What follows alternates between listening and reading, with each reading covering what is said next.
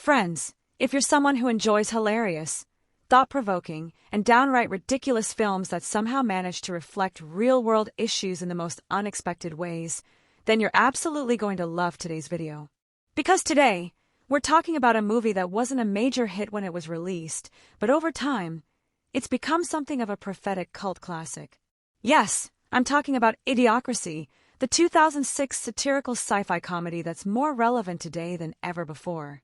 Before we dive into this weird and wonderful cinematic world, if you're new to the channel, make sure to hit that subscribe button and turn on the bell icon so you never miss our deep dives into fascinating films, their behind-the-scenes secrets, and where you can watch them. And if you enjoy this kind of content, movies that make you laugh and think, don't forget to like the video. Now, let's get into it. So what exactly is Idiocracy? On the surface, it's a comedy about a man who wakes up 500 years in the future, only to discover that civilization has become, well, extremely dumb. But beneath all the absurdity and over-the-top humor, this film actually carries a strong message. It warns us, in the most entertaining way possible, about the consequences of anti-intellectualism, mass consumerism, and the glorification of ignorance. Sounds heavy, right? But trust me, Idiocracy delivers all of this with a style that keeps you laughing while scratching your head at how close to reality some of its predictions have come. In this video, I'm going to take you through everything you need to know about Idiocracy. We'll start by talking about what the movie is about in detail, then we'll move on to where you can actually watch it today, whether that's on an OTT platform, a streaming service, or a satellite TV channel. I'll also share some very interesting facts about the film's production that you probably haven't heard before. From script development to casting decisions to why the studio didn't really support it at the time of release, there's a lot to uncover. We'll go behind the scenes into the technical departments of the movie. What kind of camera work was used to portray this bizarre future? How did the costume design, sets, and props help create a world where society has literally forgotten how to function? We'll look at how the movie was developed during pre-production, what choices the filmmakers made to balance satire with storytelling, and how filming was handled on a limited budget. Post-production also played a huge role. Editing, sound design, and visual effects all helped build this unique world that feels like a cartoon but hits surprisingly close to home. Next, we'll take a look at the music and background score. While the soundtrack might not be the most iconic part of the film, it perfectly complements the wacky tone of the movie. We'll break down how music was used to enhance key moments and support the comedy and chaos happening on screen. We'll also talk about the movie's budget and its box office journey. How much money was spent on making this film? Why did the studio barely market it? Why did it only get a limited release in select cities? And most importantly, how did it go from being a flop to becoming one of the most quoted and discussed satire films of the 2000s? I'll also give you a quick review of the storyline itself. Don't worry, no major spoilers. Just enough for you to understand why this movie is worth watching. We'll discuss the premise, the pacing, the kind of humor it uses, and how it manages to stay entertaining while offering a sharp critique of society. It's the kind of movie that makes you laugh, and then later, you find yourself thinking, wait, was that actually a little too real? And of course, we'll break down the star cast. The movie stars Luke Wilson as Joe Bauers, an average guy who becomes the smartest person in the world just by waking up in the future. We'll also talk about Maya Rudolph's performance as Rita and how she adds her own brand of dry humor to the mix. And how could we forget Terry Crews as the unforgettable President Camacho, a character that's larger than life and totally bonkers, but still strangely lovable. We'll go character by character, looking at who played which role, and how their performances helped elevate the film's absurd, satirical tone. But wait, there's more! I'll also be sharing some wild and funny trivia about the movie. Did you know that most of the brand names used in the movie were either made up or spoofed because companies didn't want their logos associated with a dystopian society of morons? Did you know the film was almost buried by the studio and had almost no promotional campaign? There are so many surprising things about the making of this film that will make you appreciate it even more. So, my friends, if you're ready to explore one of the most underrated, bizarre, yet insightful comedies of the 2000s, make sure you stick around till the end of the video. Whether you've seen Idiocracy before or you're hearing about it for the first time, I promise this journey will be both entertaining and eye-opening. Alright, Let's not waste any more time. Let's dive into the world of Idiocracy and find out why this film has become more important with time than anyone could have expected when it first came out. Let's get started. Alright, friends, now let's talk about the actual story of Idiocracy, and trust me, it's a ride you're not going to forget anytime soon. From the very first frame, this movie throws you into a hilarious, disturbing, and strangely believable world where intelligence is not only undervalued but considered downright weird. The film kicks off with a brilliantly sarcastic opening sequence that acts like a mini-documentary. It shows two very different couples. On one side, we have an intelligent, thoughtful couple who are hesitant about having kids. They wait, plan, overthink, and ultimately have none. On the other side, we have a less thoughtful, extremely fertile couple who multiply like rabbits without a second thought. Over time, the narration explains, natural selection reverses. The gene pool becomes overwhelmingly dominated by people who aren't exactly big on critical thinking. And with each generation, society becomes just a little dumber. Enter our protagonist, Joe Bauers. He's the ultimate average Joe. Literally. He scores dead center on every measurable human trait: intelligence, athletic ability, motivation, you name it. He's so average that when the U.S. Army needs a human guinea pig for an experimental hibernation project, they pick him. Not because he's special, but because he's not. Alongside him is Rita, a street-smart woman from the outside world who's dragged into the project to represent the average American woman, though she's actually a lot sharper than she lets on. Here's where the plot really kicks into gear. The experiment is supposed to last 1 year. But as luck would have it, the officer running the project gets caught in a scandal and the whole base is forgotten.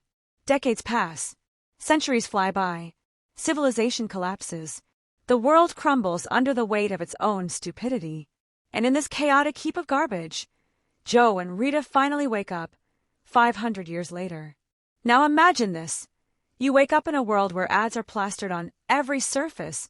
People wear clothes covered in brand logos like NASCAR drivers, and the most popular TV show is literally just a guy getting hit in the crotch over and over again. That's the world Joe stumbles into. He walks out of his cryopod and into a future that looks like a landfill exploded, and people decided to live in it. And nobody, not a single soul, can understand what Joe is saying. Why? Because he speaks in complete sentences. That's all it takes to stand out in this timeline. Joe quickly finds himself arrested for not having a barcode tattoo on his arm, because that's how people are tracked now, and he's processed through a legal system that is so cartoonishly stupid it feels like a parody of a parody. But here's the fun twist. The prison system is so badly designed that Joe manages to escape just by being polite and asking questions, things no one in this future ever does. Here comes the first big turning point. Joe, now free, takes a basic intelligence test and, surprise, he's declared the smartest man in the world. Not just smart, genius level. In a time where the average person can barely tie their shoes, Joe's ability to multiply numbers and use logic makes him a national treasure. The president himself, the one and only Dwayne Elizondo Mountain Dew Herbert Camacho, a loud, gun-toting, muscle-bound ex-wrestler, summons Joe to the White House. And what a White House it is! A glowing symbol of how completely insane the world has become. President Camacho appoints Joe as Secretary of the Interior and gives him 1 week, to fix everything. The failing crops, the dust storms, the food shortage, and the economic crash. Joe is horrified, but he has no choice. With Rita at his side, he starts investigating the mess and discovers the root of many problems. Crops aren't growing because they're being watered with a sports drink called Brondo. That's right. The people in this future believe plants need electrolytes because it's what plants crave. This revelation leads to one of the funniest and most biting conflicts in the film. Joe tries to explain that plants need water, plain and simple, but people look at him like he's crazy. Because in this world, advertising slogans are more trusted than science. It's one of the movie's strongest satirical punches, logic versus marketing. And marketing is winning. Eventually, Joe forces a change. He convinces the government to water the crops with actual water. But when the plants don't grow overnight, the public turns on him. The trial scene that follows is absolutely wild. Picture this: a courtroom that looks like a monster truck rally, complete with booing crowds, pyrotechnics, and a judge who speaks in catchphrases. Joe is sentenced to death in a gladiator-style arena where he's expected to be run over by a monster truck named the Unstoppable. It's idiotic, it's over the top, and it's hilarious. But right when it seems like Joe is done for, another twist. The crops start to sprout. Joe's plan is working. The nation slowly realizes that maybe, just maybe, there's something to this whole thinking thing. Joe survives, and President Camacho names him vice president. Eventually, he even becomes president himself. And what about Rita? Throughout the movie, she's Joe's skeptical partner in survival, but by the end, the two form a bond. She's one of the few people in this world who gets what's going on, and she helps Joe stay sane when everything else is going off the rails.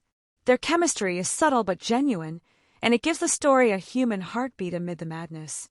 One of the best things about this movie's narrative is how straightforward it is. There's no jumping back and forth in time, no twisty flashbacks or unreliable narrators. Instead, the absurdity of the world is the complexity. Every single scene piles on another layer of satire, whether it's the giant Costco that's the size of a city, the Fuddruckers restaurant whose name gets increasingly vulgar as society degrades, or the commercials that scream at you like a carnival barker with a megaphone. Yet beneath all the jokes, Idiocracy is telling a very real story. A warning, a prediction, a question. What happens if we stop valuing knowledge? If we prioritize entertainment over education? If we let corporations and media shape our thoughts completely? It wraps all of that into a goofy sci-fi comedy that somehow manages to be laugh-out-loud funny and slightly terrifying at the same time. And that, my friends, is how the story of Idiocracy unfolds, not just as a comedy, but as a slow-burn realization that this ridiculous world isn't as far-fetched as it looks. It's an epic journey from frozen pod to presidential podium, guided by a perfectly average man in a world that's anything but. Let me know if you want the next section, like character breakdowns, deeper themes, or where to watch it today. You got it. Let's crank this up and dive even deeper into the world of Idiocracy as characters. Because this isn't just a film full of ridiculous people acting silly. No, Idiocracy is a finely tuned satire, and its characters are the gears that keep this chaotic machine turning. They're hilarious, yes, but they're also disturbing, relatable, and oddly enough, kind of tragic. So let's go all in. Let's begin again with Joe Bauers, the perfectly average man. He's not a classic hero. He's not clever in a Sherlock Holmes way or brave in a Captain America way. He's just normal. So normal that his very mediocrity becomes the entire experiment's control variable. But once the future hits, Joe's mediocrity turns into the equivalent of superhuman brilliance. That's the genius of the character. Joe doesn't become great through some personal awakening. He doesn't discover a hidden talent or get bit by a radioactive Einstein. The world around him has become so dumbed down that his average intellect now makes him the smartest man on the planet. And what makes Joe so compelling is that even he knows he's not qualified to be a leader. He doesn't suddenly morph into a genius. He panics. He messes up. He tries to reason with people who don't even understand what reason is. But the fun is in watching Joe navigate that. His character arc isn't about becoming smarter, it's about becoming useful. He starts as someone who was ignored in the past, a man with no real purpose. But in a world where purpose has been forgotten, Joe finds his. It's an inverse hero's journey, where the character doesn't rise to meet the world falls to meet the character, and he has to lift it back up. Now let's spend some real time on Rita, because this woman is one of the unsung heroes of this movie. She's introduced as a street-smart woman who agrees to the hibernation experiment under shady circumstances. She's actually a prostitute, managed by a character named Upgrade, who gets mentioned a lot more than he's seen, adding to the humor. But once she wakes up in the future, she doesn't panic the way Joe does. Rita adapts immediately. She sizes up the idiotic people around her and quickly understands that survival means blending in, playing dumb, and staying alert. Unlike Joe, who's confused and constantly trying to fix things, Rita knows better. She keeps her cards close. She lies low, tells people she's an artist, and slowly begins manipulating her surroundings in small, clever ways. She's not book smart, but she has real-world intelligence, instincts, and social awareness that make her arguably more suited to the new world than Joe. What's fascinating is that Rita's development is so understated. She doesn't have big speeches or a transformation moment. But she evolves from someone just trying to make it day by day into someone who begins to believe that maybe, just maybe, there's something more she can do. She and Joe aren't a typical movie couple. There's no grand romance, no dramatic kiss in the rain. Their connection grows through trust, mutual confusion, and the shared understanding that they're the only two people left with common sense. And now, let's give a spotlight to President Camacho, a walking, yelling, flexing caricature who somehow ends up being one of the film's most intriguing characters. At first glance, he's the joke, a former wrestler turned president, whose idea of leadership involves firing a machine gun into the air and revving a motorcycle on the Senate floor. He talks like a motivational speaker on steroids and dresses like America had a baby with a fireworks show. But here's the twist. He actually cares. Camacho may be absurd, but he wants his country to succeed. He listens to Joe. He gives him a chance. He wants solutions. He just doesn't have the tools or intellect to make them happen himself. And that makes him weirdly sympathetic. He's not a villain. He's a man of the people, because he is the people. He represents a future where style and swagger matter more than substance, but unlike most leaders in dystopian comedies, Camacho is willing to step aside if someone else can fix the mess. His trust in Joe is actually kind of heartwarming. It's like watching a kid hand over the car keys and say, "I believe in you, man." In the hands of a different actor or director, Camacho would have been a one-note gag. But here, he becomes something more. Still hilarious, still ridiculous, but weirdly noble in his own explosive way. Now let's go even deeper with Frito Pendejo, the lawyer-turned-roommate who helps Joe navigate the stupidity of the future. Frito is every lazy, selfish, clueless guy you've ever met, amplified to 11. He's a lawyer because someone handed him a diploma, not because he studied law. He spends his days watching trash TV and guzzling Brondo. He's suspicious, greedy, and always out for himself. But, somehow, Joe earns his loyalty. And what's great is that Frito never really gets smart. He doesn't have an arc where he suddenly becomes wise. But he does become more invested.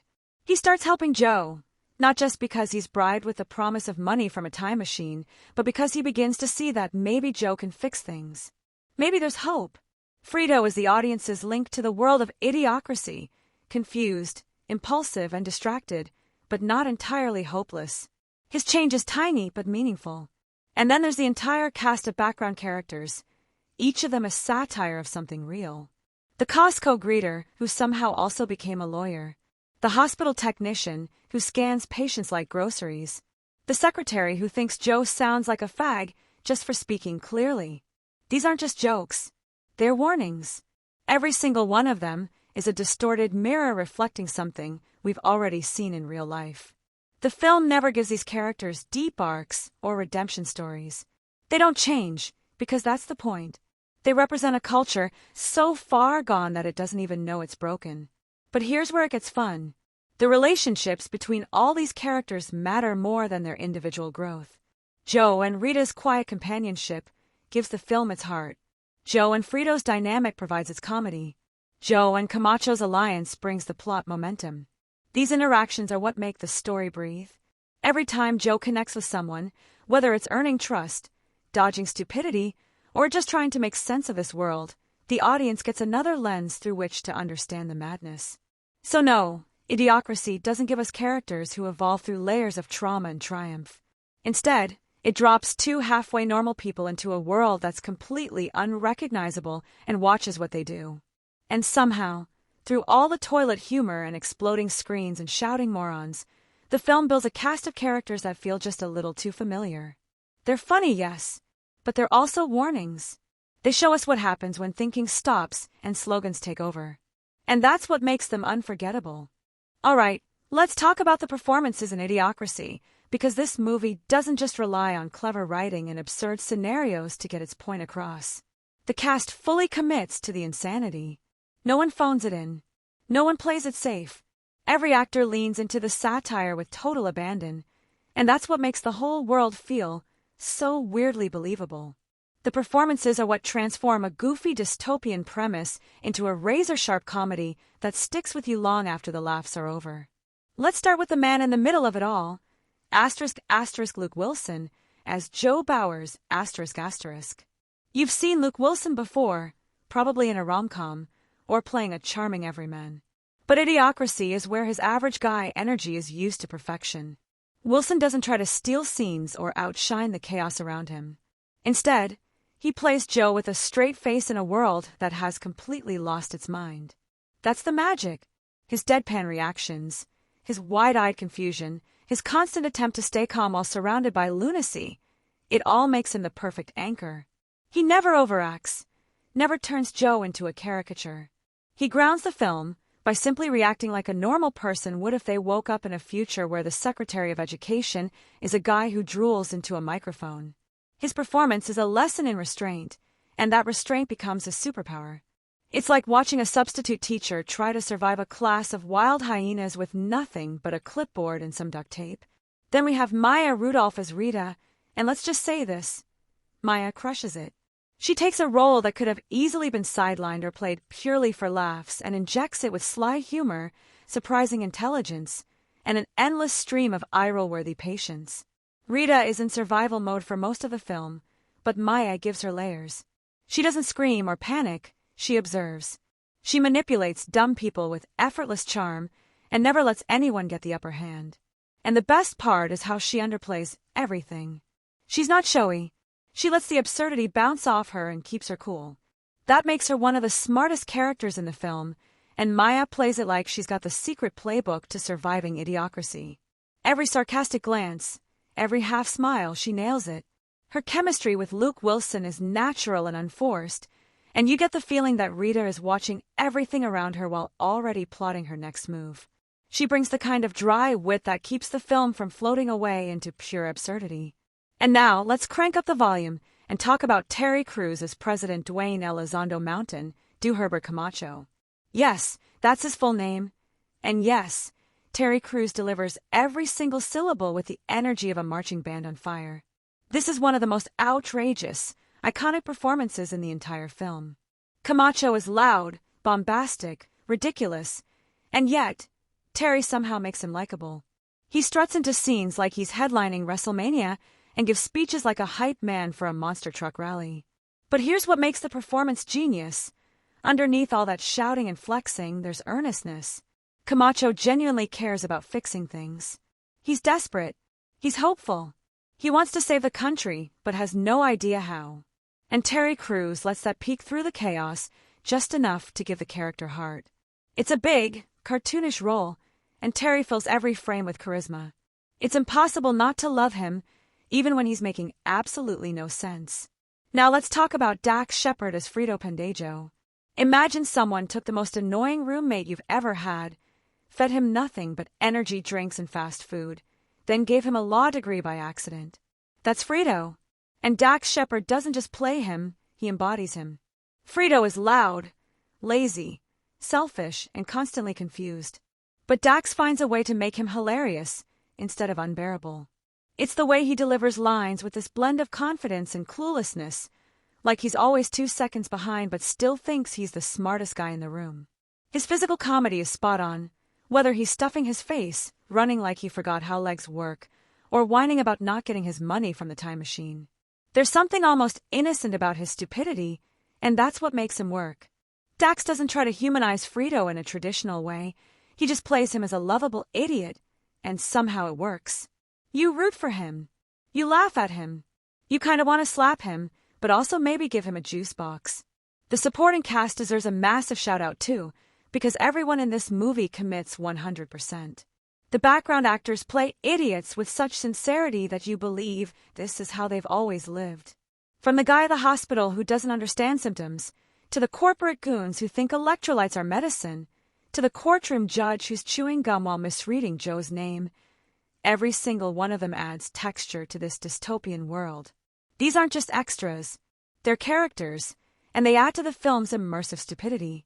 You could pause the movie at any moment and find someone in the background doing something ridiculous, because the performances never stop, even on the edges of the screen. And it's not just about the jokes. There's a real talent in making stupidity feel organic. These performances aren't lazy.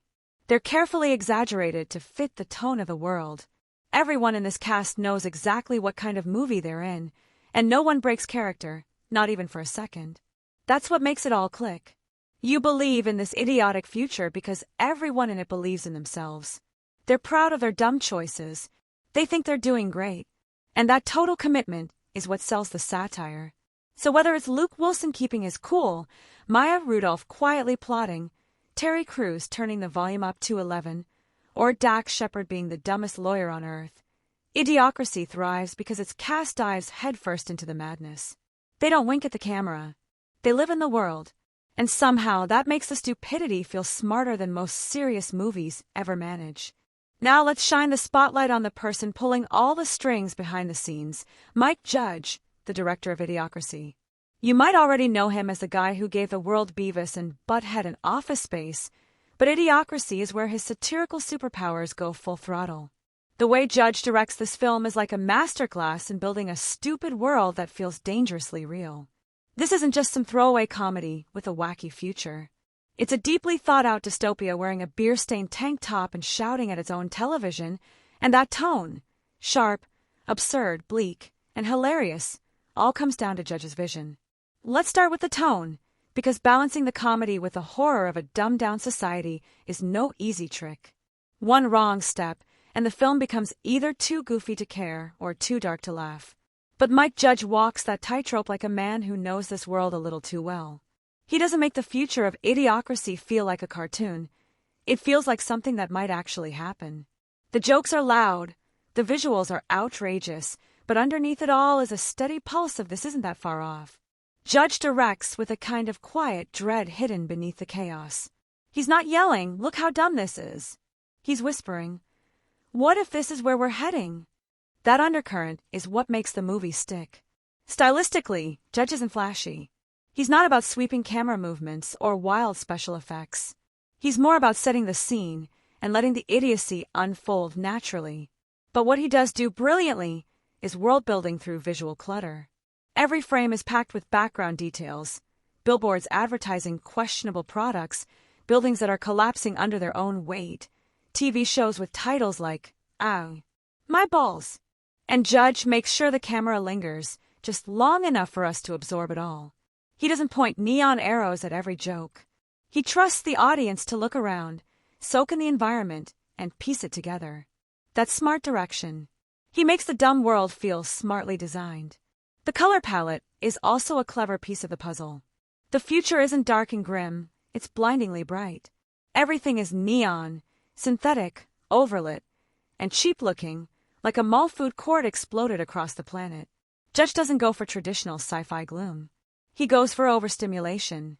The buildings are oversized and crumbling.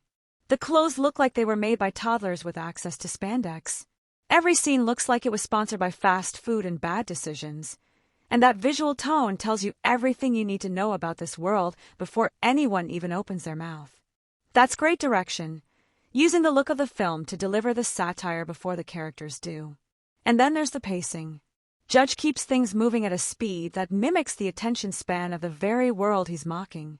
Scenes are quick, punchy, and filled with dumb logic. Joe gets arrested, put on trial, and sentenced in what feels like 5 minutes, and that's the joke. The system is broken because the people running it don't understand how systems work. But the film never drags. Judge doesn't let the movie sink under the weight of its own message. Instead, he packages the critique in a lean, funny, fast-moving story that feels like an adventure through a junkyard of civilization. He never lets you get too comfortable. Just when you think you've seen the dumbest thing possible, he drops another absurd twist that somehow makes perfect, stupid sense. Narratively, Judge also plays a clever trick with the structure. On the surface, Idiocracy is a classic fish-out-of-water story. Joe gets frozen, wakes up in the future, and tries to get home. Simple enough. But Judge twists that structure by gradually transforming Joe from an observer to a reluctant savior. And he does it with almost no melodrama. No training montage. No big epiphany. Just a guy trying to find a time machine who ends up president's advisor because he knows that water shouldn't be replaced with sports drinks.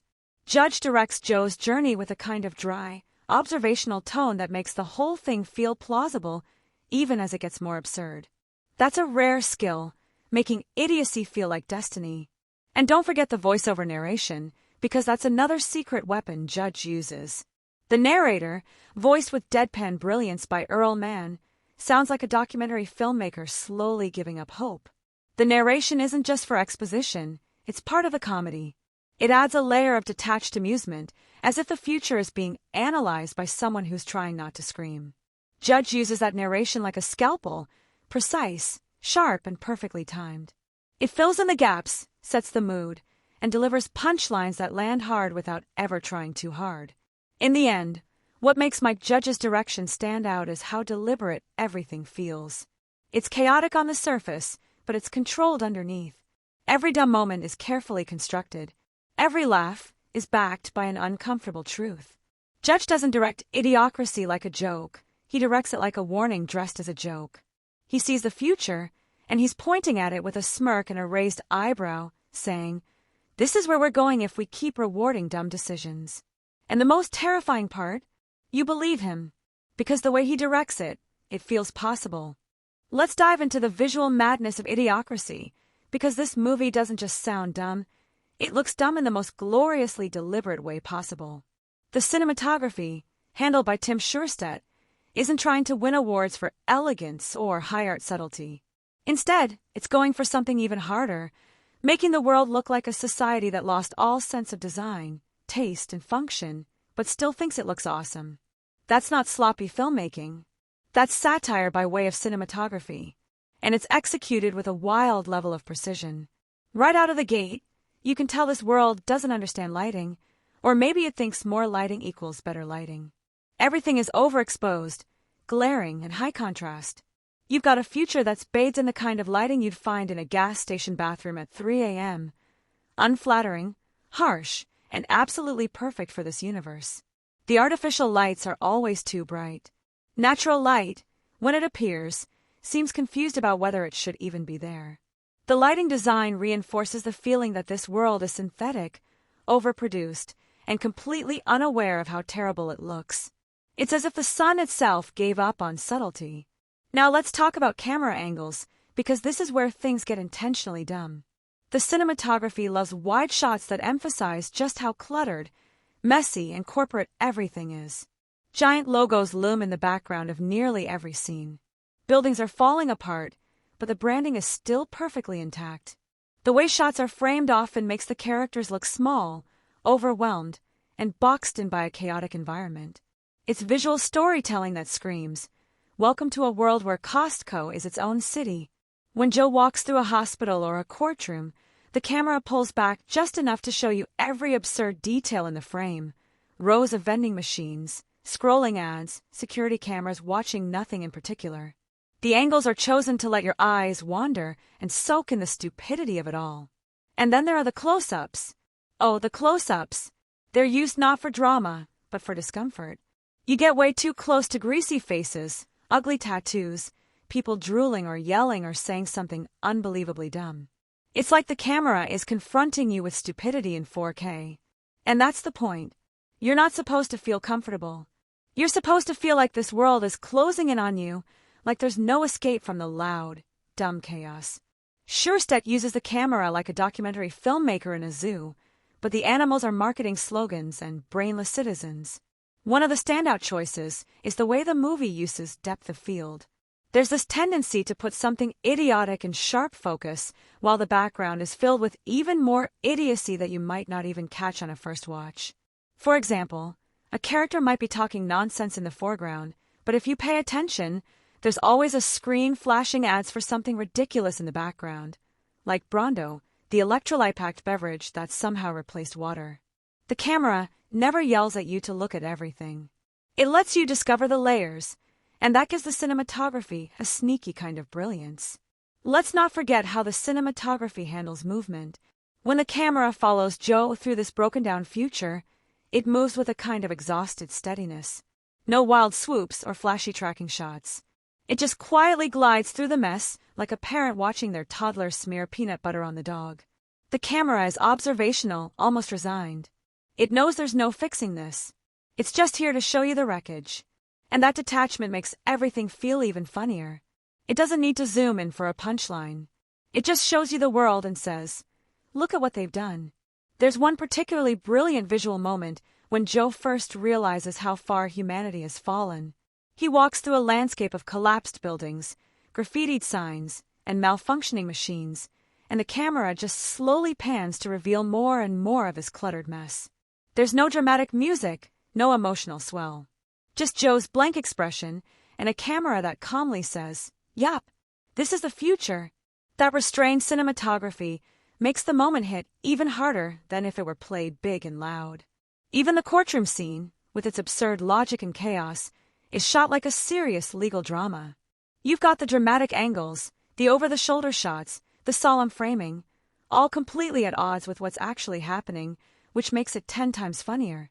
It's like the camera still thinks it's shooting a few good men, even though the judge is wearing Crocs and yelling at a computer screen. That clash between professional framing and dumb content creates a visual dissonance that's endlessly entertaining. So no, Idiocracy isn't trying to be pretty. It's not going for beauty shots or sweeping vistas. Instead, it's doing something way more interesting. It's using cinematography to enhance the satire. Every shot is a reminder that you're in a world that's lost its mind. The lighting is loud, the framing is chaotic, the close-ups are uncomfortable, and the background details are better written than half of modern comedies. It's a visual style that feels like a warning label. This is what the world looks like when stupidity wins. And thanks to Tim Scherstedt's careful, ironic cinematography, every single frame makes that message crystal clear. Alright, let's talk about the editing and pacing of Idiocracy, because in a movie that's essentially a non-stop parade of absurdity, keeping things moving just right is crucial. The editing here isn't flashy. It's smart, efficient, and perfectly tuned to the film's chaotic but oddly coherent rhythm.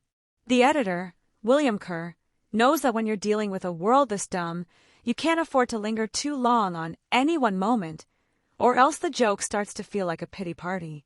So the pace is quick, punchy, and relentless, which keeps you hooked even as the stupidity piles up. From the opening freeze-frame scene where Joe Bauers gets frozen as part of a government experiment, the film sets the tone with crisp, no-nonsense cuts that establish the premise quickly. No time wasted on lengthy exposition or unnecessary build-up. The editing zooms you into Joe's world, and then suddenly slingshots you 500 years into the future like a confused time traveler stuck on fast-forward. The jump itself is handled with minimal fuss, letting the audience catch up without a clunky info dump. That's a sign of great editing, trusting viewers to piece things together without holding their hand. Once we're in the future, the editing uses quick cuts and tight transitions to capture the frantic energy of a society gone completely off the rails. Scenes rarely drag. Even when Joe is stuck in seemingly mundane places like the hospital or courtroom, the cuts keep the story moving briskly, letting the comedy unfold naturally without overstaying its welcome. The quick pacing mirrors the scatterbrain mentality of the characters, like their attention spans are as short as their IQs. One thing that really stands out is how the editing balances between moments of chaos and moments of quiet absurdity. You get rapid-fire, joke-heavy sequences where the camera and cuts bounce from one ridiculous detail to another, whether it's a character spouting nonsense, a bizarre advertisement on a screen, or a background gag involving a mutated animal. Then the film will pull back with slower cuts and longer takes, giving you time to absorb how deeply broken this world is. That ebb and flow creates a rhythm that feels natural but also unpredictable, like you're riding a roller coaster with a few unexpected lurches. Transitions between scenes are mostly smooth, with some clever uses of visual or audio cues to link moments together. For example, a character's shout or a TV commercial jingle might carry over as the scene cuts to something totally different, keeping the absurd energy flowing without awkward pauses. It's like the film is saying, "This world is so dumb, everything blends into one big mess," and that's exactly what we want you to feel. The editing makes you live inside that mess, which adds to the immersion. Interestingly, the editing also helps highlight the emotional beats, even in a comedy about mass stupidity. When Joe starts to realize the gravity of the situation and his role in it, the cuts slow down just enough to let you see the frustration, confusion, and quiet desperation in his expressions. Those moments aren't dragged out, but they're given just enough breathing room to land emotionally. The pacing respects those beats without letting them bog down the momentum. There are no unnecessary montages or filler scenes here. Every cut serves the story or the joke. The film never lingers on a joke that's already landed or a plot point that's been resolved. Instead, it pushes forward like it's in a hurry to show you the next absurd detail, the next insane law, or the next bizarre character. That urgency keeps you engaged because you know that at any moment, something utterly ridiculous is going to pop up. The editing also contributes to the film's mockumentary-like feel.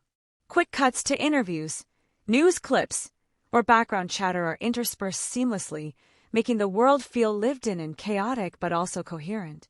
It's as if the editor is piecing together a giant puzzle of idiocy and handing it to you without a single piece out of place. All in all, the pacing of Idiocracy is a masterstroke. It never drags, never rushes too much, and always keeps the comedic and narrative gears turning smoothly. The editing makes sure you're never bored, but also never overwhelmed, just perfectly caught in the sweet spot of dumb, hilarious, and oddly thought-provoking. It's the kind of rhythm that turns what could be a tired satire into a wild, memorable ride through the consequences of collective brainlessness. Let's talk about the soundtrack and score of Idiocracy because, believe it or not, the music plays a surprisingly sneaky role in shaping this wild, ridiculous world. The film's soundscape isn't just background noise. It's a key player that amps up the satire without ever getting in the way or turning into a cheesy caricature. Composer Theodore Shapiro crafted a score that perfectly balances the ridiculousness of the movie's setting with just enough seriousness to keep you grounded in the story. Right from the start, the music sets an oddly hopeful yet quirky tone. There's a kind of playful innocence in the score during Joe's initial normal life scenes before he gets zapped into the future. It's almost nostalgic, which makes the plunge into the dumbed-down future feel like a punch to the gut. The soundtrack almost lulls you into a sense of comfort before pulling the rug out with the chaotic world of 2505. As soon as Joe wakes up in this mess of a future, the music shifts gears. Instead of high-energy pop or goofy tunes you might expect from a comedy about stupidity, Shapiro opts for a mix of subtle electronic beats and off-kilter melodies that underline the absurdity without laughing at the characters. It's like the music is raising an eyebrow, saying, "Yeah, this is dumb, but don't forget it's also kind of scary." This tonal balance in the soundtrack helps keep the film from tipping into outright farce, giving it a weird sense of depth. One of the standout tricks the soundtrack pulls off is how it uses silence, or near silence, at just the right moments. In a movie filled with noise, commercials, yelling, and general chaos, the sudden drops to quiet are like a punchline's pause. When Joe looks around at the broken world, or during scenes where he tries to make sense of the madness, the music pulls back and lets the silence speak volumes. That absence of sound feels uncomfortable and weirdly real, emphasizing the emptiness beneath the stupidity. The recurring musical motifs are subtle but clever. There's a quirky synth theme that pops up during scenes involving government or corporate control, which almost sounds like a cheap elevator music version of a dystopian anthem. It's silly but effective, like the soundtrack is winking at you, reminding you that this future isn't just dumb, it's been deliberately engineered that way by the powers that be. That adds a layer of satire that's easy to miss if you're only half paying attention. Sound effects also blend seamlessly with the score, creating a layered audio world where commercials, robotic voices, and weird machines buzz in the background, giving the film a constant low hum of sensory overload. The music never tries to drown out the chaos but rather weaves around it, making the audio landscape feel as cluttered and overwhelming as the visual one. It's like your ears are as exhausted as your eyes by the time the movie ends. Another fun aspect is how the soundtrack contrasts Joe's relatively normal, calm demeanor with the ridiculousness around him. When Joe is navigating this absurd world, the music sometimes drops into more traditional heroic or adventurous cues, which feels hilarious because this isn't a classic hero's journey. He's just a regular guy trying to survive a sea of stupidity. That contrast between score and story creates comedic tension, where the music's seriousness highlights how out of place Joe is. The score also plays nicely with the film's pacing. It swells during moments of chaos and zooms out during quieter scenes, matching the movie's rhythm without ever calling attention to itself. You won't find big, showy musical moments here. Instead, it's all about subtlety and support, like the soundtrack is a quiet partner in crime, guiding you through the mess without stealing the spotlight. In the end, The soundtrack and score of Idiocracy might be the unsung heroes of the film. They're the behind-the-scenes glue that holds the satire together, creating an atmosphere that's equal parts funny, unsettling, and oddly poignant. Without that careful musical balance, the movie could easily tip into pure slapstick or get lost in its own message. But thanks to Theodore Shapiro's clever work, the soundscape keeps the whole thing humming along, reminding us that sometimes the dumbest futures have the most interesting soundtracks. Idiocracy isn't just a goofy comedy about dumb people doing dumb things, it's actually a sneaky, sharp-edged commentary wrapped in absurdity. Beneath all the loud jokes and ridiculous future tech, the film explores some seriously big themes that stick with you long after the laughs fade. The main one: what happens when society stops valuing intelligence, critical thinking, and common sense. It's a wild ride that feels like a warning disguised as a joke. The film's central message is this: if we keep dumbing ourselves down, ignoring education, and worshipping convenience and consumerism, we're headed for a world where stupidity rules the day. It's a classic what-if scenario taken to an extreme, but it's not just about mocking dumb people. It's about the consequences of neglecting knowledge and thoughtful leadership. The movie imagines a future where everyone's brain power has been diluted because the people who used to innovate, think critically, and lead have been replaced by, well, people who don't really care and can barely string a sentence together. There's also a biting satire of corporate culture and consumerism woven throughout. The world of Idiocracy is essentially a giant advertisement that never stops playing, with companies controlling everything from the water you drink, Brando, to the laws that govern society. The film uses this to comment on how commercial interests can overpower public good and common sense. It's like a giant eye roll at the idea that profit and marketing should dictate every aspect of life, even when it leads to disaster. Another theme that sneaks in is the loss of critical thinking and intellectual curiosity. The characters in the future don't question anything. They accept everything at face value, from ridiculous products to nonsensical government policies. This mindless acceptance is what really drives the dystopia, making the world a place where intelligence and expertise are not just undervalued but actively punished. The film is basically saying, hey, remember when people cared about facts and evidence? Yeah, that's gone now. Idiocracy also plays with the idea of personal responsibility in a dumbed-down world.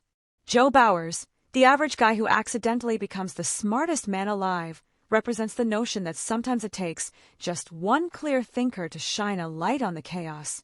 But even Joe struggles to fix anything because the system is so broken and the population so disinterested in change. It's a sobering look at how individual intelligence can be powerless without a collective will to improve. The film's humor might feel over the top, but the themes are rooted in real fears about where society could be headed if trends like anti-intellectualism and rampant consumerism keep growing. It's not just a silly future where people are dumb for no reason. It's a reflection of current issues exaggerated for effect. The satire cuts deep, making you laugh while also nudging you to think about how much of what's shown might already be happening in small ways. Interestingly, the movie also touches on the failure of government and institutions. The leaders of this future society are incompetent, self-serving, or completely clueless, which mirrors real-world frustrations with bureaucracy and political dysfunction. The film makes fun of this by showing officials making decisions based on nonsense or outright ignoring problems, highlighting how leadership matters, or rather, how disastrous it can be when leadership is absent or inept. On a lighter note, there's an underlying message about adaptability and survival. Joe's journey isn't just about being smart. It's about navigating a world that's crazy in ways you never expected. It's a reminder that intelligence alone isn't enough. You need grit, patience, and a sense of humor to survive in a messed-up world. Overall, Idiocracy manages to sneak in all these heavy themes without ever losing its comedic edge. The messages don't feel forced because they're embedded in the ridiculousness of the story and the characters. You laugh at the surface, but underneath, you're being challenged to consider the future we're building right now. It's satire that entertains but also sticks with you, making you wonder just how close we might be to living in a world that looks a little too much like the one on screen. When it comes to visual effects and CGI in Idiocracy, it's a bit of a mixed bag, but that's exactly what makes them so fitting for this movie's off-kilter world. The film doesn't lean on flashy, blockbuster-level CGI because its charm comes from feeling like a scrappy, low-budget peek into a dystopian future where everything is slightly off, kind of grimy, and overwhelmingly ridiculous. The effects are there to serve the story and humor, not to wow you with spectacle, and that actually works in the movie's favor. A lot of the visual effects feel more like clever practical setups than high-tech wizardry, which adds to the grounded yet absurd atmosphere. The sets themselves are designed to look chaotic and slapdash, like someone threw together a future with whatever junk was lying around. This practical, somewhat rough around the edges look makes the few digital effects stand out, but not in a distracting way. They fit the tone because the world itself is kind of glitchy and imperfect. For example, the iconic product Brondo, the thirst mutilator, is portrayed with simple but effective effects that highlight how ridiculous it is for a society to water plants and people with an energy drink. The branding is loud and exaggerated, and the visual presentation is all in on the joke without trying to be slick or polished. It's like a low-budget commercial made by people who don't really understand marketing, which fits perfectly with the movie's satirical edge.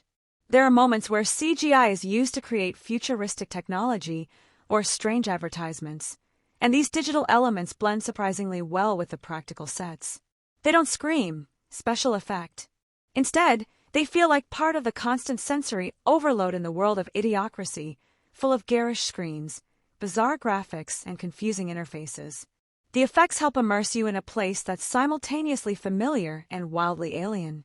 What's really fun is how the effects often lean into being intentionally tacky or cheesy. It's clear the filmmakers wanted to keep the look consistent with the idea that this is a dumbed-down future where sophistication went out the window. The CGI isn't polished because the world it represents isn't polished. Everything looks cheap, flashy, and a little broken. That deliberate roughness adds to the humor and makes the film's universe feel more authentic in its absurdity. Practical effects like costumes, makeup, and props also shine because they ground the story in something tactile. Characters wear outfits that look like they were cobbled together from dollar store leftovers, and the sets feel cluttered and lived in. These practical touches make the world believable enough to suspend disbelief, which is essential because the story itself is so outrageous. The practical elements give weight to the ridiculous, balancing the CGI and making the overall aesthetic more cohesive. The combination of practical and digital effects means you're rarely pulled out of the story by an overdone effect. The visual style embraces imperfection and silliness, which means the effects never distract. They enhance the experience by reinforcing the movie's tone. Instead of impressing you with technical wizardry, they invite you to lean into the silliness and enjoy the ride. Even the smaller visual gags, like mutated animals or bizarre future tech gadgets, use effects that feel more playful than realistic. They add to the world building without overshadowing the characters or plot. It's like the effects team had fun imagining what a stupid future would look like, and then made sure every weird detail popped just enough to catch your eye. So, while Idiocracy might not win awards for cutting-edge CGI, its visual effects and practical designs work perfectly together to create a distinct, memorable world. They support the film's satirical punchlines by making the environment feel as dumb and chaotic as the story demands, and that's a huge part of what makes watching the movie so entertaining. Idiocracy, as set design and locations are like the physical embodiment of the film's central joke, a future where everything has spiraled into gloriously sloppy chaos. From the moment you step into this world, the sets scream dumbed down in every possible way, but they do it with such commitment and detail that you can't help but get sucked in. The production design doesn't just create a backdrop for the story, it practically becomes a character itself, telling you everything you need to know about this hilariously broken society. The world of Idiocracy looks like someone took a dump on civilization and tried to build a future out of whatever junk was left over. The locations are cluttered with garish advertisements plastered everywhere, trash piling up in the streets, and signs of total neglect. It's a place where nothing is taken seriously, and every prop feels like it was chosen to highlight just how absurdly stupid this society has become. The sets are messy, loud, and overstimulating, exactly what you'd expect in a world obsessed with instant gratification and commercial overload. One of the coolest things about the set design is how it visually represents the film's themes without saying a word. Take, for instance, the ubiquitous presence of Brondo, the energy drink that replaced water. Everywhere you look, from vending machines to massive billboards, this brand dominates the landscape. The sets use bright, clashing colors and tacky logos that make you feel like you're trapped inside a never-ending commercial. It's a brilliant way to show how corporate interests have swallowed up society whole. The props are equally telling. The gadgets, clothes, and even the food all look like cheap knockoffs or failed inventions. Characters use bizarre devices that look more frustrating than helpful, and the costumes feel like they were assembled from discount bins or thrown together in a rush. This attention to detail grounds the absurdity in reality, making the dumb future seem not only plausible but also painfully relatable. The locations themselves vary from dingy urban sprawls to sterile government buildings, but no matter where the scenes take place, everything feels appropriately degraded. Even the supposedly official spaces are cluttered and poorly maintained, showing that no institution has escaped the downward spiral. The sets cleverly use grime, clutter, and chaos to reinforce the idea that this future is one big mess, both physically and socially. The production design team did a fantastic job of balancing satire with authenticity. The world feels lived in, with small touches everywhere that reward close viewers, like graffiti, funny slogans, or strange product placements that add layers to the storytelling. These little details build a sense of depth that makes the setting feel like more than just a stage for jokes. It's a fully realized environment shaped by the film's dark humor. Another great aspect is how the set design supports the characters' journeys. When Joe Bauers finds himself navigating this broken world, the overwhelming clutter and sensory overload reflect his confusion and frustration. The sets amplify the emotional impact of his struggle to make sense of everything, making you feel just as lost as he is. The physical chaos mirrors the mental chaos. Even the outdoor locations have that rundown, post-apocalyptic vibe, but with a satirical twist. The streets are littered, buildings are covered in bizarre signage, and there's a constant sense that nothing functions the way it should. It's a visual reminder that this isn't just a dumb society, it's a failed experiment in human evolution and consumer culture gone haywire. In short, the set design and locations in Idiocracy don't just look the part, they live the part. They're packed with storytelling details that make the world feel real, messy, and utterly ridiculous all at once. This level of thought and creativity in production design pulls you deeper into the movie's satirical vision and keeps you entertained every time the camera pans across one of its gloriously absurd scenes. The dialogue and script of Idiocracy are a fascinating blend of crude humor, sharp satire, and surprisingly clever writing that somehow manages to make the world's stupidity feel both real and ridiculously entertaining. From the very first lines, the script plunges you into a language landscape that's been dumbed down to its bare bones, where simple words get butchered, slang runs wild, and sentences barely hold together, but that's exactly the point. The way characters talk isn't just about being funny, it's a key part of the movie's world building and satire. The script captures this future society's decline in language like a linguistic train wreck you can't look away from. People speak in the kind of short, blunt, often nonsensical phrases you might hear if the internet comment section and reality TV had a baby. The way they butcher English is both hilarious and cringeworthy, making you realize how much communication has broken down. This isn't just silly gibberish for laughs. It's a smart commentary on how language evolves or devolves when critical thinking and education take a back seat. But don't mistake the script for being dumb. The writing is packed with sharp wit and clever irony, especially in the way it contrasts Joe Bauers, the normal guy, with everyone else around him. Joe's more thoughtful, straightforward dialogue highlights just how absurdly unintelligent the rest of the population has become. His lines often come across as the straight man's reactions to a world gone mad, and that dynamic creates a lot of the film's comedic tension. There are plenty of memorable quotes that have become iconic for a reason. Lines like, "Welcome to Costco, I love you," perfectly capture the bizarre, empty consumer culture the movie skewers. It's funny because it sounds like a corporate slogan, but also eerily resembles how advertising infiltrates everyday life. These standout lines are sprinkled throughout the script, giving the film bite-sized zingers that stick with you long after the credits roll. What's really interesting is how the dialogue balances humor with underlying social criticism. Some scenes use ridiculous conversations to expose real problems, whether it's the lack of education, the obsession with fame, or the collapse of meaningful communication. The script knows how to poke fun at these issues without feeling preachy, using exaggeration and absurdity to make its point in a way that's easy to digest. The emotional moments, though rare, are just as effective because they come from this sea of nonsense. When Joe tries to connect with others or make sense of the mess around him, the script slips into a more sincere tone that adds depth to his character and the story. These quieter lines give the film some heart amidst all the chaos, showing that even in a dumbed-down world, there's room for frustration, hope, and confusion. Another cool aspect is how the script uses repetition and catchphrases to hammer home the theme of cultural decay. Characters often repeat the same slogans or phrases like mantras, reflecting how shallow and programmed society has become. This repetitive dialogue creates a hypnotic, almost oppressive atmosphere, reinforcing the idea that original thought is dead. Overall, the script's dialogue is a masterclass in using language as a tool for comedy and satire. It's messy, weird, and sometimes outright bizarre, but that's exactly what makes it so engaging. The way characters talk tells you everything you need to know about the world they live in: loud, dumb, chaotic, and strangely familiar.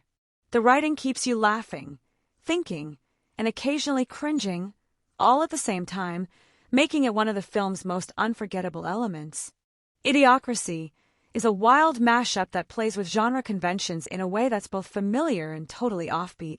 At first glance, it fits snugly into the category of satirical sci-fi comedy, a genre that usually blends futuristic settings with sharp humor and social critique.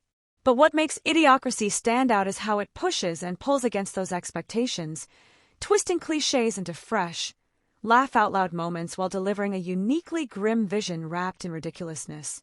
Usually, sci-fi comedies flirt with high-tech gadgets, space adventures, or clever dystopian worlds.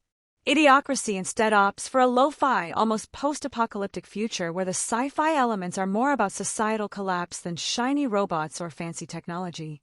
The film takes the classic future dystopia trope but flips it on its head by imagining not a world oppressed by totalitarianism or high-tech surveillance, but one crushed under the weight of collective stupidity. It's like the usual sci-fi gloom meets a madcap comedy of errors, which makes the genre feel fresh and unpredictable. The humor is where the genre mix really shines. Idiocracy doesn't just lean on slapstick or simple jokes. It thrives on biting satire and absurd exaggeration. It uses the dystopian setting to amplify the comedy, showing how absurd life can get when intelligence and critical thought vanish. The film balances broad, goofy humor with clever commentary, making it more than just a silly comedy. It's like the laughs have teeth, and those teeth bite into real social anxieties about where the world might be headed. While it certainly embraces comedy, Idiocracy also toys with dramatic tension and suspense, but in unexpected ways. The suspense isn't about life-or-death battles or chase scenes. It comes from watching Joe Bauers try to navigate this senseless world without losing his mind.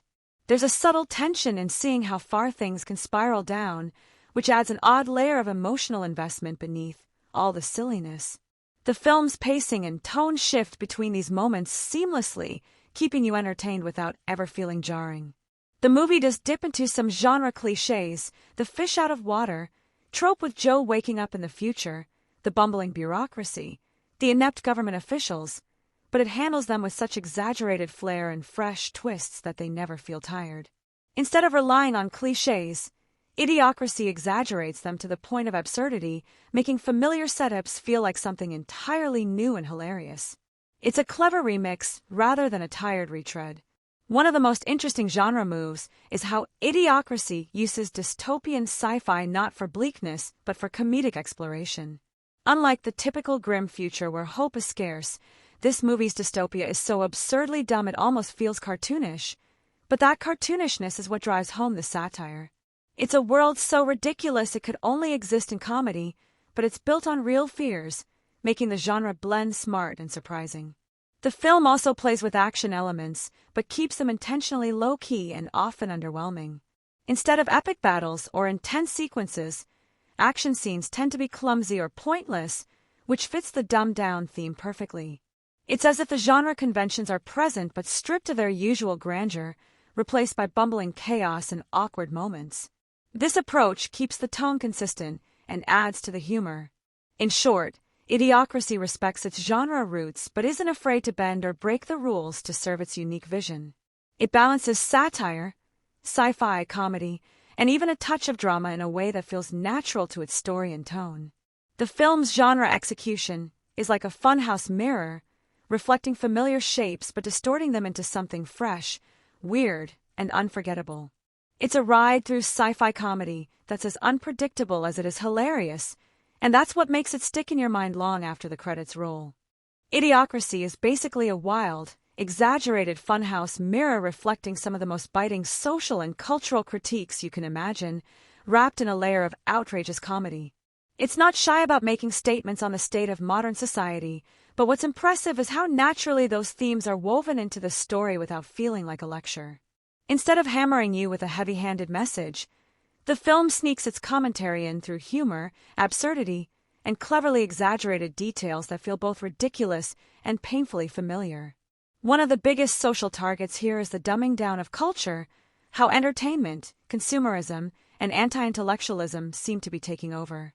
The movie takes this idea and cranks it to 11, imagining a future where critical thinking is practically extinct and everything revolves around mindless consumption and empty slogans.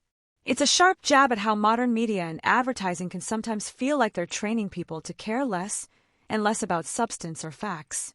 This theme is everywhere, from the goofy, repetitive commercials for Brondo to the constant barrage of oversimplified messages blaring at every turn. The film also critiques the education system, or rather, the complete collapse of it. The future depicted in Idiocracy is one where knowledge and intellectual curiosity are out the window, replaced by an obsession with instant gratification and entertainment. The way the characters struggle with basic reasoning or complex ideas isn't just played for laughs. It's a warning wrapped in comedy about what might happen if society stops valuing learning and thinking critically. This theme feels especially relevant today, making the satire hit even harder.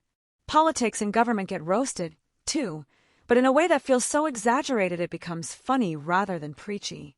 The leaders in Idiocracy are cartoonishly inept and clueless, which reflects a frustration many people feel about political leadership. The movie doesn't take sides politically. It's less about specific parties and more about the idea that those in power sometimes seem disconnected from reality or just plain incompetent.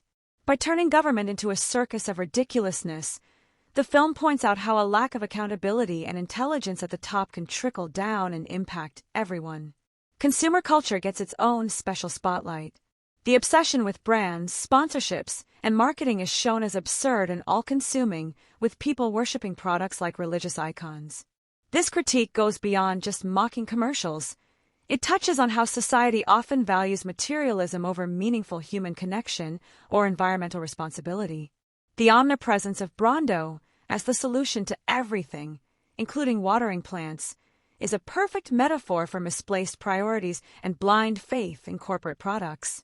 Despite tackling all these heavy themes, the movie handles sensitive issues with a light touch, using humor to keep things accessible and engaging. It never feels like it's trying to lecture or preach. Instead, it invites viewers to laugh at the absurdity while also thinking about what's really being said underneath. The satire cuts deep, but wears a silly face, making the social commentary feel like a natural part of the story rather than an add-on. Even issues like environmental neglect and societal decay get a nod, shown through the rundown settings and careless attitudes of the characters. The film uses these visual cues and small details to reinforce its messages without spelling everything out, which is a smart storytelling move. It trusts the audience to catch the underlying critique while enjoying the chaos on screen. In a way, Idiocracy is a cautionary tale disguised as a comedy, warning what could happen if society keeps heading down certain paths without checking itself. But it's never dull or depressing. Its message is delivered with such wit, silliness, and clever exaggeration that it keeps you entertained while making you think. The social and cultural commentary isn't just background noise. It's the engine driving the humor and story, giving the movie a sharp edge beneath its goofy exterior.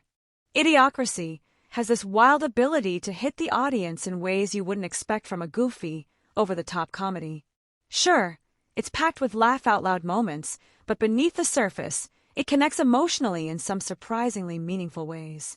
The film pulls you in with its outrageous humor and absurd scenarios, but it also sparks reactions that go beyond just chuckling at the ridiculousness. From the get-go, the movie invites you to root for Joe Bauers, the average guy suddenly thrown into a future so dumbed down it feels like a nightmare version of today's world. His bewilderment and frustration become almost relatable, making you care about how he navigates this chaos.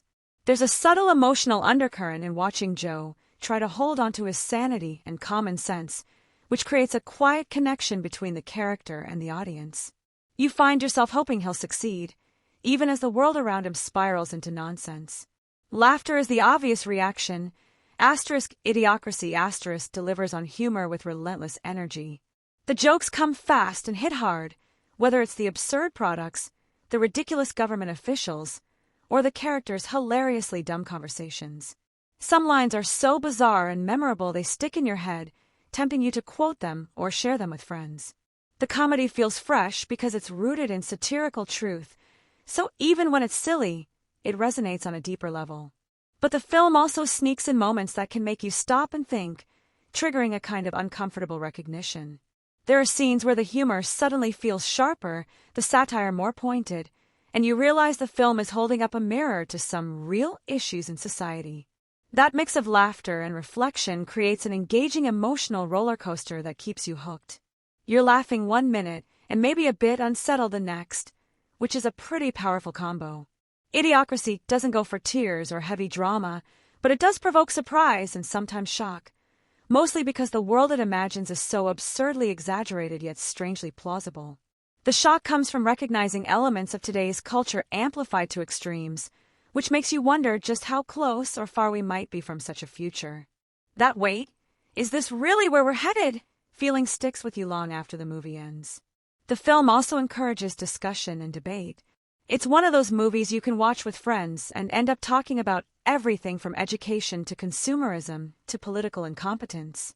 Its blend of humor and social commentary makes it a great conversation starter, sparking opinions and ideas about the real world beneath the satire. People find themselves returning to it, catching new jokes or details on repeat viewings because the world Idiocracy builds is so rich with absurd little touches. There's an addictive quality to how the movie balances entertainment and thoughtfulness. You don't just watch it once and forget it, you keep thinking about some of its wild predictions or funny critiques.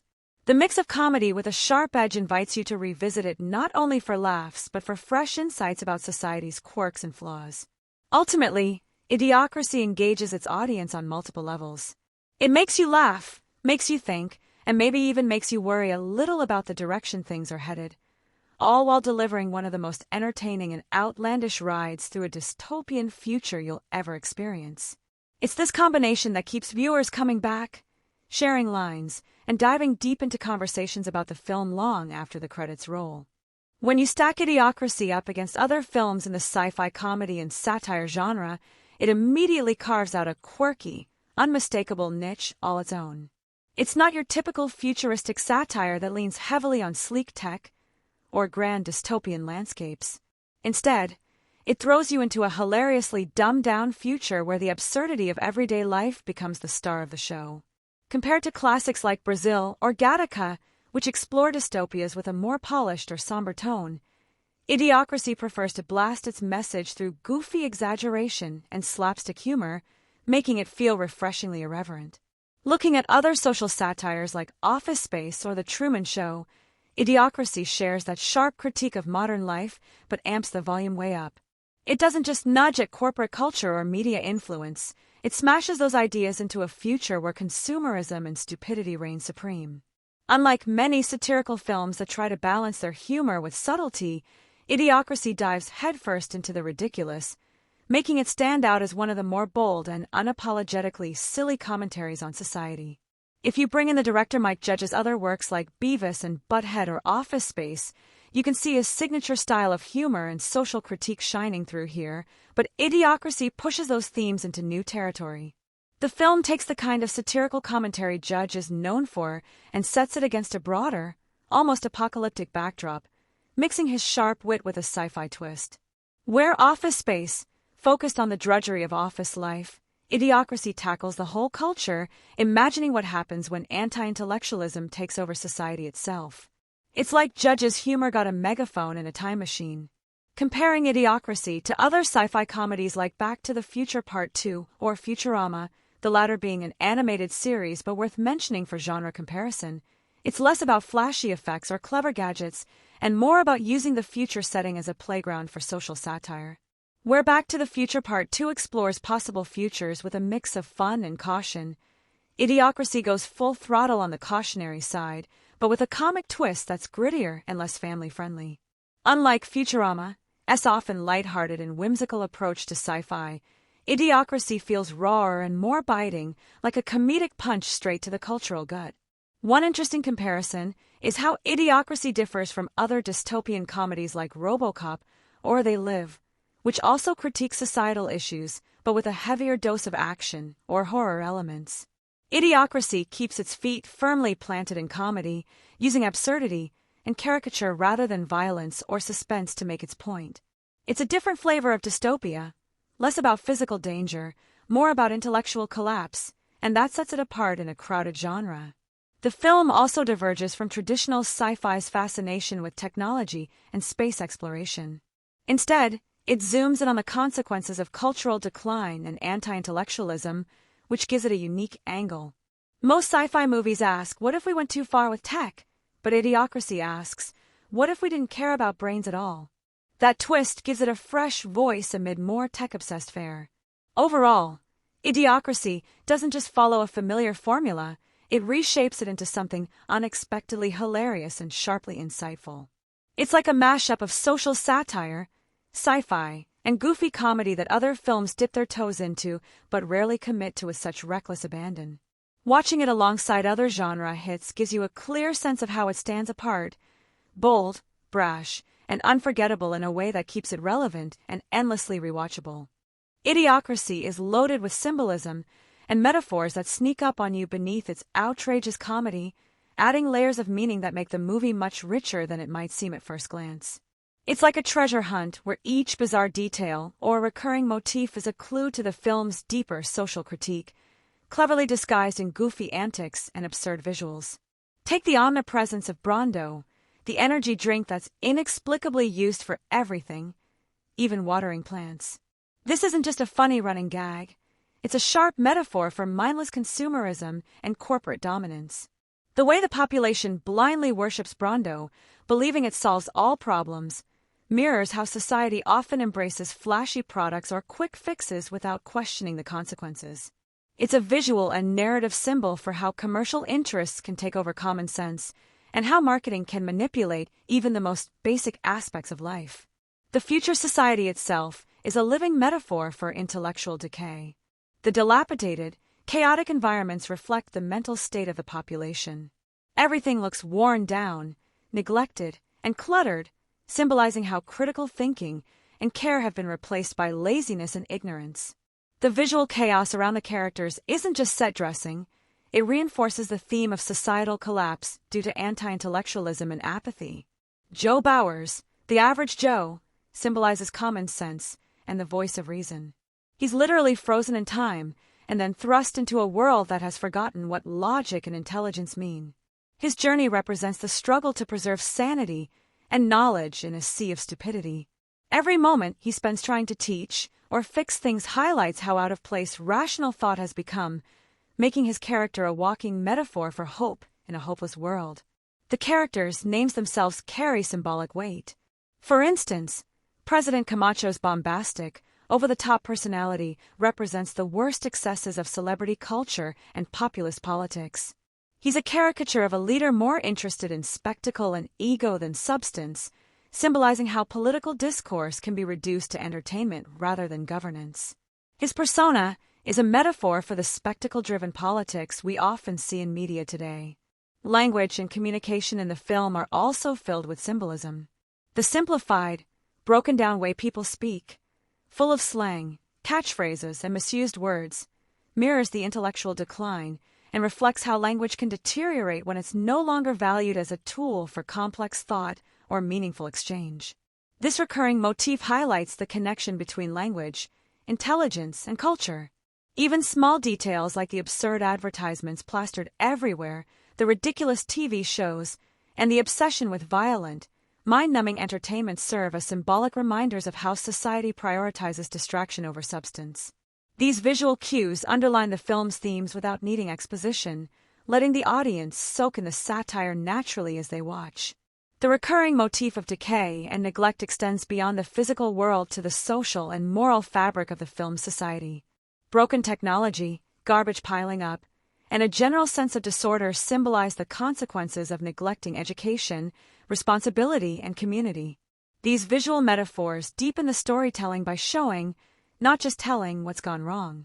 Even the movie's title, Idiocracy, is a powerful metaphor, a fusion of idiot and democracy, suggesting a society where the less intelligent rise to power or dominance.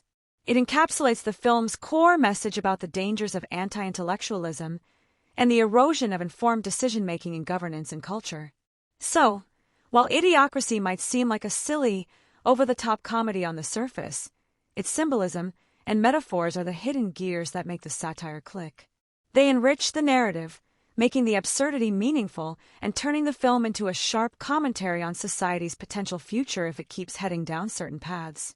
These layers invite you to laugh, think, and maybe even spot something new each time you watch. Idiocracy doesn't come from a franchise or a series, so it stands alone as a unique, one-off cinematic experience. But that's part of what makes it so fascinating in its historical and cultural context. Released in 2006, it arrived at a moment when society was wrestling with rapid technological change, media saturation, and growing concerns about education and political discourse. It's like a time capsule wrapped in comedy, capturing the anxieties and absurdities of the early 21st century with a sharp, satirical edge.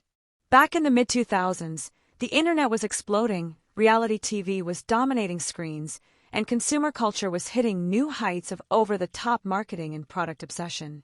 Idiocracy taps directly into these trends and amplifies them to ridiculous extremes, making it a kind of comedic prophecy about where these cultural currents could lead. It's almost like the film took a snapshot of 2006 society, turned up the dial on laziness and anti-intellectualism, and imagined a future where all those seeds had fully blossomed into utter chaos. Though it isn't historical in the traditional sense, the film's imagined future serves as a reverse mirror reflecting contemporary issues in exaggerated form. It captures the cultural paranoia about the decline of intelligence, the rise of celebrity culture, and the erosion of meaningful political engagement. Watching it now, years later, gives a weird sense of déjà vu as some of its predictions and jokes feel eerily close to reality, which makes it not just a comedy, but also a piece of social commentary frozen in time. The film also arrived in the post-9/11 era, a time when American society was increasingly concerned with security, media influence, and government transparency, or the lack thereof. Idiocracy sneaks its critique into this landscape by imagining a future where critical thinking is extinct and the populace is distracted by shallow entertainment and corporate interests. In a way, it's a comedic reaction to the complexities and fears of its own era, exaggerated to the point of absurdity. Mike Judge's background as a creator of cult hits like Beavis and Butthead and Office Space also frames Idiocracy within a particular comedic tradition, one that mixes sharp social critique with absurd characters and scenarios. The film is like a natural evolution of Judge's career, moving from small-scale workplace satire and teenage antics to a sprawling, dystopian comedy that tackles broader cultural concerns. Interestingly, Idiocracy didn't make a big splash when it first came out, partly because of limited marketing and a quiet release, but it found its audience over time through DVD and streaming. This slow-burn popularity cements its place as a cult classic, often revisited as a hilarious yet unsettling reflection of society's quirks and potential future. So, while it doesn't fit into a franchise or a traditional historical narrative, Idiocracy is very much a product of its time and a sharp comedic artifact that captures early 2000s anxieties about the direction of culture and intelligence. It's a standalone film that doubles as a quirky, biting social document, giving it a special place in the cinematic landscape. Idiocracy had a relatively modest budget, especially when you consider the scope of its satirical vision and the way it constructs an entire dystopian future. With around $2 million to work with, The filmmakers had to get creative. No blockbuster-level CGI or sprawling sets here, just clever production design, practical effects, and sharp writing to bring that dumbed-down world to life. Despite the small budget, the movie manages to convincingly portray its chaotic, decayed future with a lot of gritty charm. The low-budget feel actually adds to the film's aesthetic, making the world feel more authentic and lived in rather than polished or overproduced. It's like the scrappy underdog of sci-fi comedies, which fits perfectly with the film's theme of a society that's fallen apart. When it came to box office, Idiocracy was not a hit by traditional standards. It barely made back what it cost during its theatrical run, grossing just over $500,000. This definitely qualifies it as a box office disappointment, especially given how beloved it is now. One big reason for this flop was its marketing, or lack thereof. The film didn't get much promotion and was released quietly, almost slipping under the radar of most moviegoers and critics alike. Without buzz or a strong advertising push, it had a tough time finding an audience initially. The title itself, Idiocracy, might have scared off some viewers who thought it was just a dumb comedy, not realizing it was a clever satire. Audience reception was mixed at first, with many people missing the film's satirical bite and focusing only on the surface-level humor. Critics didn't quite know what to make of it either, so the movie quickly disappeared from theaters. But then something interesting happened. Idiocracy gained a cult following through home video and streaming platforms. Word of mouth spread like wildfire among viewers who appreciated its smart, biting humor and the way it skewered society's flaws. Over time, it found a dedicated fanbase who recognized it as a hidden gem. The film's financial underperformance didn't stop it from becoming an enduring piece of pop culture. It's a great example of a movie that was way ahead of its time, only truly appreciated once viewers could watch it repeatedly, catch all the jokes, and realize how eerily accurate some of its predictions are. In that sense, Idiocracy proves that box office numbers don't always tell the full story of a film's impact or legacy. So, while the budget was tight and the box office numbers disappointing, Idiocracy made up for it with clever use of resources and, eventually, a passionate audience that keeps it alive long after the theaters closed. It's a film that thrives on its underdog status, much like its protagonist trying to navigate a world gone hilariously wrong. If you're itching to dive into the wild, satirical world of Idiocracy, you're in luck because this movie has found its groove on several streaming platforms and digital rental services over the years, making it pretty accessible for a wide audience. While it's definitely not hitting theaters again anytime soon, thanks to its cult status and steady fan demand, you can easily catch it from the comfort of your own home, which actually suits the film's vibe perfectly. No need for fancy popcorn or crowded cinemas when you're watching a dystopian comedy about society's descent into chaos. Most major streaming services have hosted Idiocracy at one point or another, so depending on where you live, you might find it available for free with a subscription or as a rental or purchase option. Services like Amazon Prime Video, iTunes, Google Play Movies, and YouTube Movies typically offer it for digital rental or purchase. Renting it digitally is a great option if you just want a one-time dose of the film's hilarious and scathing humor without committing to buying it outright. For those who love the full cinematic experience, watching Idiocracy on a bigger screen with decent sound can really elevate the satire, the loud, obnoxious ads, the bizarre futuristic set pieces, and the memorable performances all come alive when you have the right setup. So, if you have a smart TV or a projector at home, this is the perfect movie to pull out for a fun night of absurd comedy that also gets you thinking.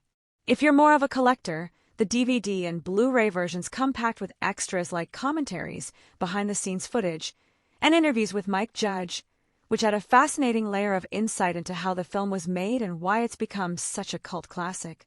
It's like a treasure trove for fans who want to geek out beyond just watching the movie. Keep in mind, availability can vary based on your region and licensing deals, so it's a good idea to check a few streaming platforms or digital stores if you don't find it right away. Sometimes it pops up on subscription services as a rotating title, so keeping an eye out pays off. Whether you choose to binge it on a streaming app, rent it digitally for a one-off viewing, or dig into a physical copy with all the bonus goodies, Idiocracy is a film that's worth seeking out. It's not just about watching a movie, It's about stepping into a hilariously exaggerated version of the future that somehow feels uncomfortably close to today's world. And trust me, once you start, you'll be hooked on its unique blend of comedy and social commentary that's as entertaining as it is thought-provoking.